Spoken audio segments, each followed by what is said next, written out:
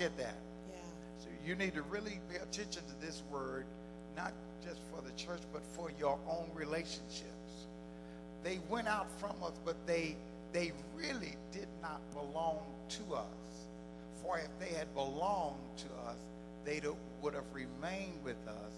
But their going showed that none of them belonged to us. Amen.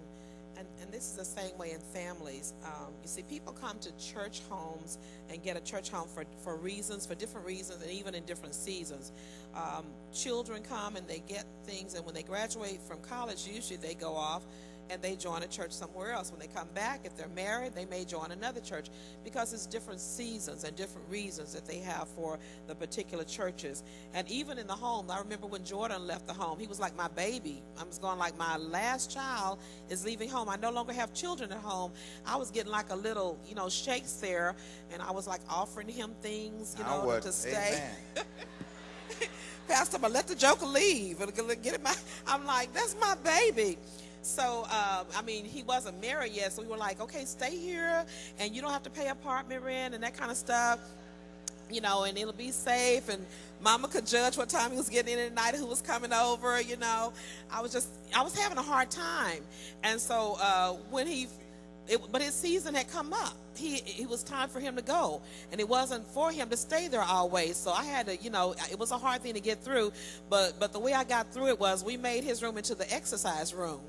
And so that's all I let him know. If you don't come back, I'm making your room into something else, a sewing room, whatever. But anyway, it's like that in churches. Sometimes people have a season to stay in churches, and sometimes it's time for them to move on, and God will tell them. The problem comes when you make your own season, like the prodigal son, when God didn't tell you to leave, because you're offended and you leave, because you don't like authority, you don't like this, you don't like that, and you say, give me my stuff, I'm leaving. That's the wrong way, and it's the wrong timing. God doesn't bless that, but he does bless it when it's the time. And when it's the right time, I'm sure the father would have been glad to give him his stuff to get him out of there, but the timing wasn't right. So when you get ready to leave, you to be asking yourself, is God telling me to leave? Because if God tells you to leave, he's going to bless you, and he's going to bless the family. Because sometimes, like in a church family, if God tells you to leave and you don't leave, you know what happens? That person becomes hard-hearted.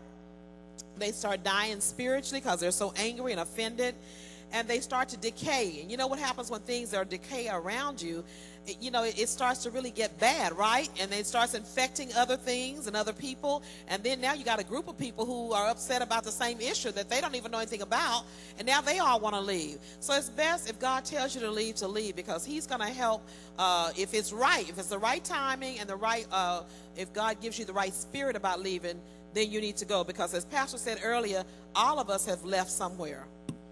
Amen. So you really need the Spirit to give you discernment when someone is leaving your life, as to whether you should say, okay, they were a part of us, but they really didn't belong.